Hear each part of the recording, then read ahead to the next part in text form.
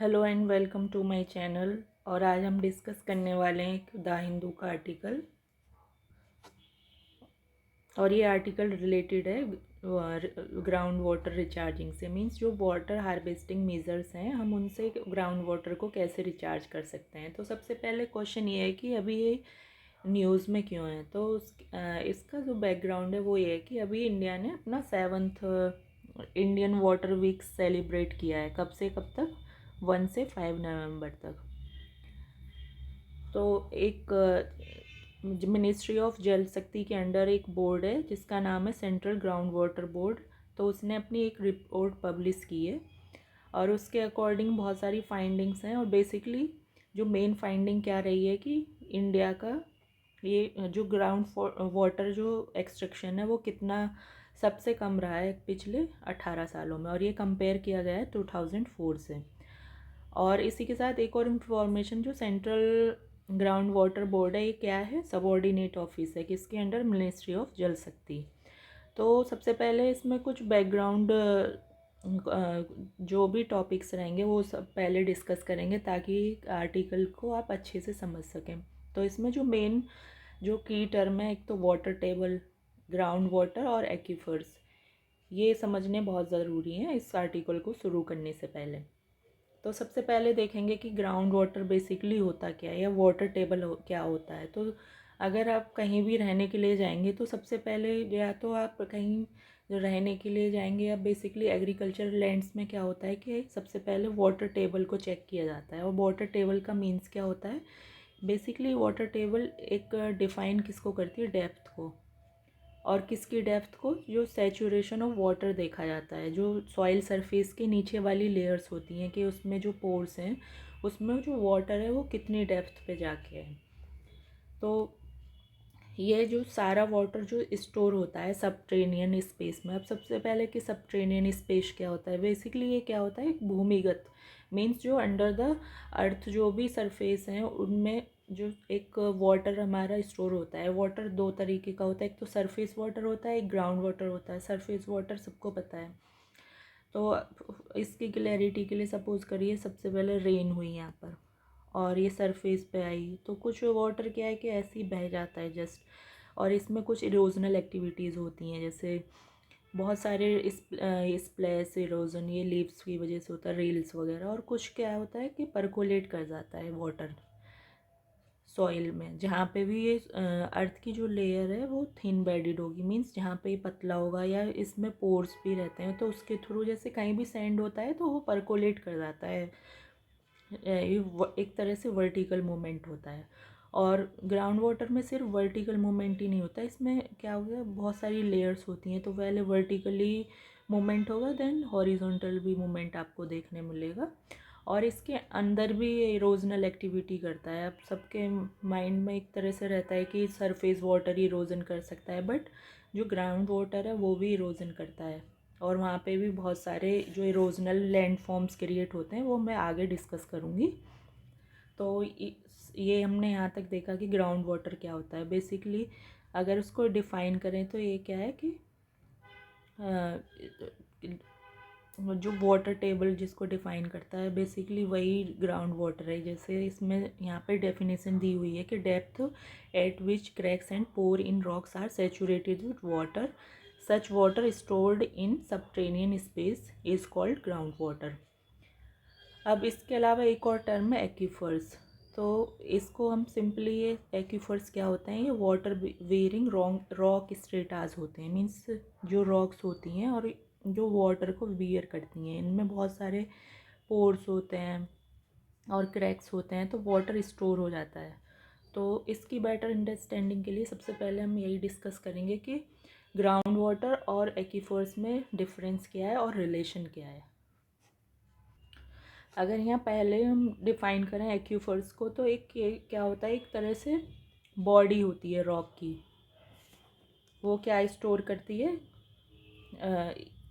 Ground water को एक तरह से होल्ड करती है। अब जैसे यहाँ पे फिगर में शो किया गया है कि एक एक्यूफर्स दो तरह का है यहाँ पे, अनकन्फाइंड और कन्फाइंड। कन्फाइंड में क्या है कि ये एक तरह से क्या है कि एक प्रॉपर दो लेयर्स के बीच में होता है, इसका मोमेंट ऊपर की तरफ नहीं होता। बट एक्यूफर्स में क्या होता है, कहीं पे जैसे स्ट्रीम्स वगैरह में ये इसकी अपवर्ड मूवमेंट के थ्रू भी, जैसे वाटर स्प्रिंग्स वगैरह हो गए, इन सब के थ्रू भी एक्यूफर्स का वाटर दोबारा से सरफेस पे जा सकता है। बट जो कन्फाइंड लेयर होती है एक्यूफर्स की वो उससे वाटर उधर उस तरह से मूवमेंट नहीं करता। बट ये किसके थ्रू जाता है, जैसे बोरवेल्स होते हैं, ट्यूबवेल्स होते हैं, उसके थ्रू वाटर को हम यूज़ कर सकते हैं। तो बेसिकली एक्यूफर्स का जो रोल है, ये क्या होते हैं, ये अपर लेयर में होते हैं सॉइल की।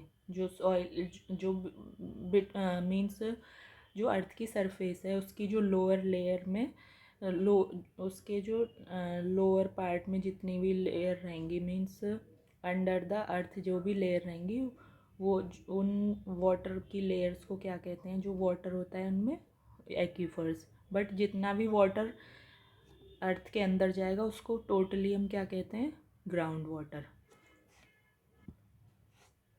अभी क्या है कि जो ground water basically is all the water that infiltrate the ground, means जितना भी वाटर ये अर्थ की ये लेयर है, जितना भी वाटर इसमें डेप्थ में जाएगा वो टोटल क्या है, ग्राउंड वाटर है। बट एक्यूफर्स क्या है कि जो सिर्फ ये अपर लेयर्स में जहाँ से इजीली अवेलेबल हो जाता है वाटर, और ये ड्रिंकिंग के लिए, एग्रीकल्चर के लिए, इंडस्ट्रियल यूज़ के लिए हम यूज़ करते हैं एक्यूफर्स को।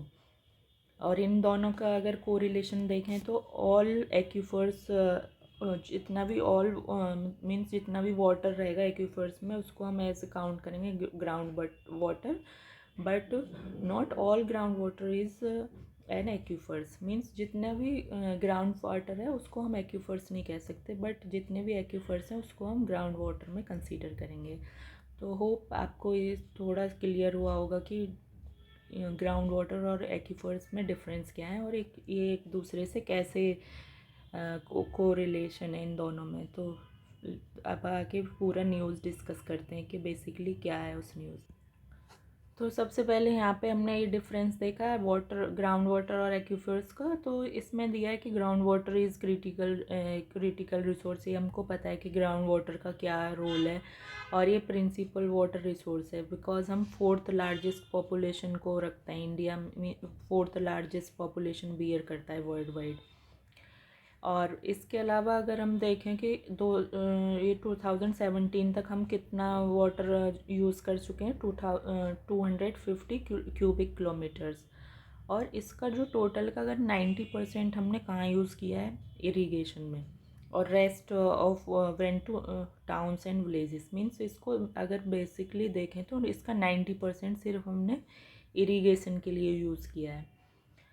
और इसको एक उस तरह से देखें जैसे एग्रेरियन इकोनॉमी है, कहाँ पर, इंडो गैंजेटिक रीजन में, मींस जहाँ पे ये जो गंगा का जितना भी ड्रेनेज एरिया है वहाँ पे देखो तो वो किससे सस्टेन कर पा रहा है, ग्राउंड वाटर से। जो भी वहाँ का हमारा लैंड एग्रीकल्चर के लिए वो पूरे इंडिया का सबसे बेस्ट पार्ट है, और वो किससे सस्टेन कर रहा है, ग्राउंड वाटर से।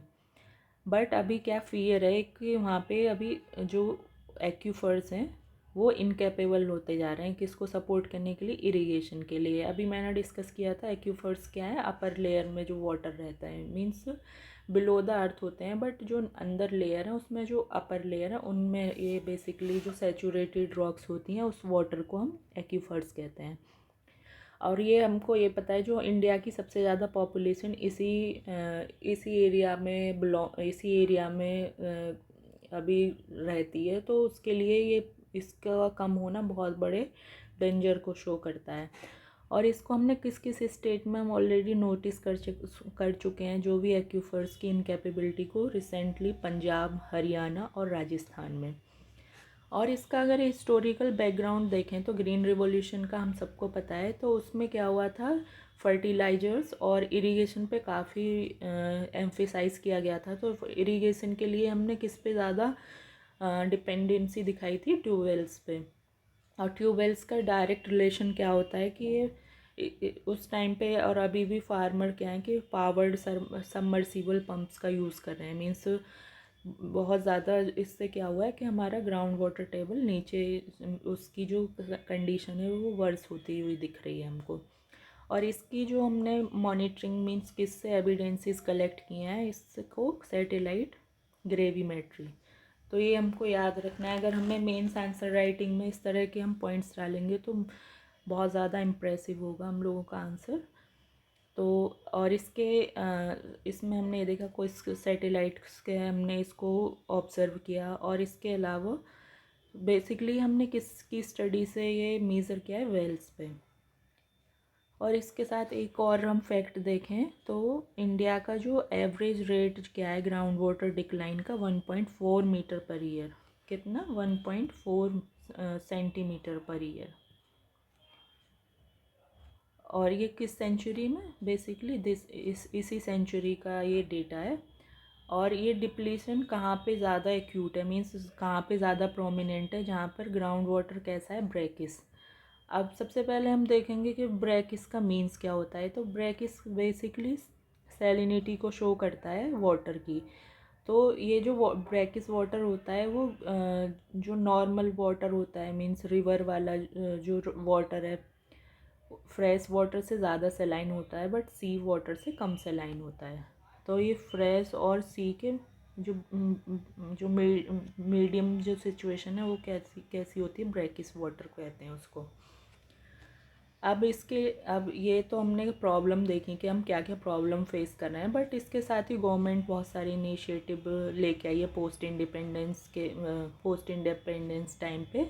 तो इनको एक्वीफर्स को हम किससे रिचार्ज कर सकते हैं, रेनफॉल से और रिवर से।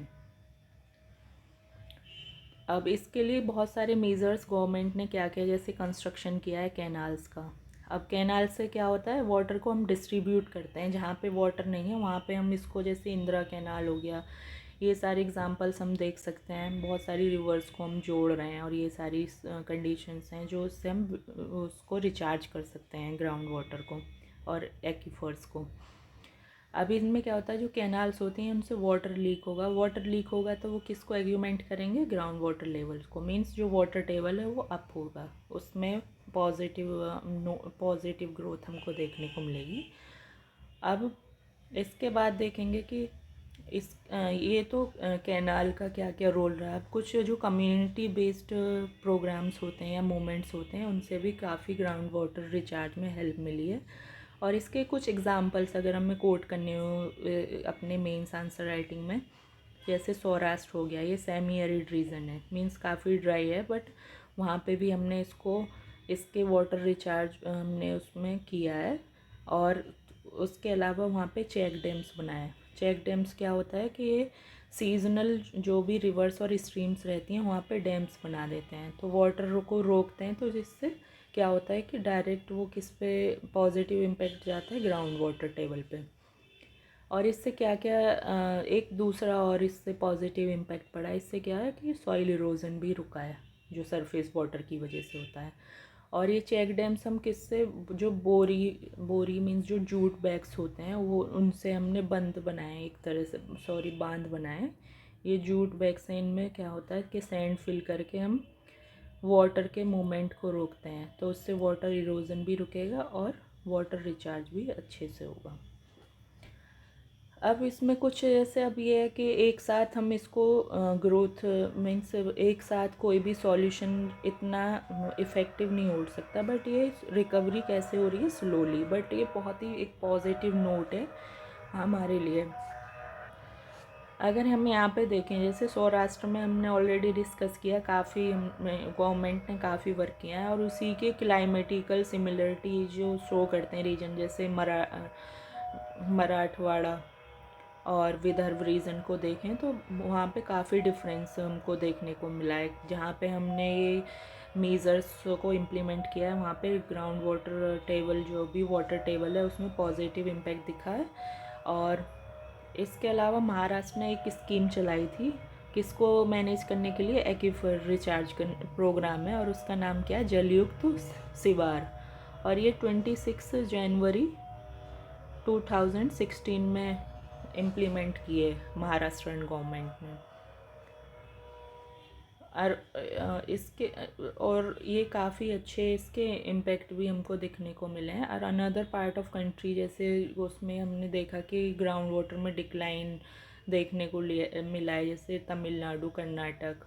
ये सारे क्या है कि यहाँ पे क्या है कि क्रिस्टलाइन बेड रॉक्स हैं। अब क्रिस्टलाइन बेड रॉक्स में क्या है कि परकोलेशन काफ़ी कम होता है, और सेडिमेंट्री रॉक्स में काफ़ी हमको देखने को मिलेगा, बिकॉज जो क्रिस्टलाइन बेड रॉक किससे बनते हैं, इग्नियस रॉक से बने होते हैं। तो ये वो इतने परमिएबल नहीं होते कि वो जो रेन वाटर है उसको परकोलेट कर सकें, मीन्स वो पोरस नहीं होते। और यहाँ पे क्या होगा कि वाटर सिर्फ किस में मिलेगा, जो क्रैक्स होते हैं, मीन्स क्रैक्स और फिशर्स से, जैसे कहीं की जो लेयर है वो बेंड हो जाए या क्रैक आ जाए, तो सिर्फ हमें वहीं पे ही ये वाटर देखने को मिलेगा। अदरवाइज़ बिकॉज ये पोरस नहीं होते, इस वजह से इसमें और पॉसिबिलिटी नहीं है। तो यहाँ पे हमें एक्यूफर्स हमको नहीं मिलेंगे, और इसके प्लेस पे हमको क्या मिलेगा, जैसे टैंक्स हो गए, पॉन्ड्स हो गए। और ये इनका ये क्या है कि उतना ग्राउंड वाटर रिचार्ज नहीं कर पाते हैं जितना एक्यूफर्स कर पाते हैं। और अगर हम कंपैरिजन करें कि रूरल और अर्बन एरिया में कैसे अफेक्ट हो रहा है ये वाटर रिचार्ज, तो सबसे पहले क्या होगा कि अभी क्या है कि क्लाइमेटिक कंडीशंस काफ़ी चेंज होती जा रही हैं, तो उतना रेनफॉल इतना टाइमली नहीं है, और इरिगेशन ज़्यादा होता जा रहा है। मीन्स जो हम अपना अब रेन नहीं होगी तो ग्राउंड वाटर ही यूज़ करेंगे, तो उसके लिए सब लोग बोरवेल, ट्यूबवेल्स ये सब यूज़ करते हैं, लगाते हैं। तो इससे क्या होता है, वाटर साइकिल और वाटर जो टेबल है वो हैम्पर होता है। और सेम अगर हम ये देखें गांव में, तो ये इस तरह से इरिगेशन और ये जो रेनफॉल से रिचार्ज हो जाएगा। बट अर्बन में क्या है कि ये लीक्स जितने भी होते हैं, जैसे वाटर पाइप होती है अंडरग्राउंड, वाटर डिस्ट्रीब्यूट करने से जो उसमें लीक्स होते हैं, सिर्फ उसी से रिचार्ज हो पाता है। बिकॉज वहाँ पे क्या है कि कंक्रीट का यूज़ ज़्यादा है, तो नेचुरली रिचार्ज नहीं हो पाता है। तो ये पूरा हमने आर्टिकल डिस्कस किया है यहाँ पर। Hope you guys understand this topic clearly. So thank you so much for watching.